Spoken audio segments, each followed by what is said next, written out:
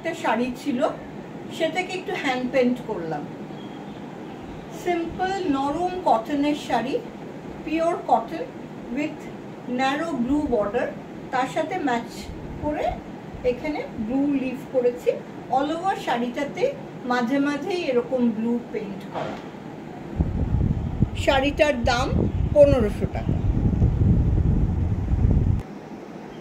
এটাও আমার hand paint, একটা সিম্পল তাঁতের শাড়িকে একটু লুক দেওয়ার জন্য। এটার দাম 1200 টাকা।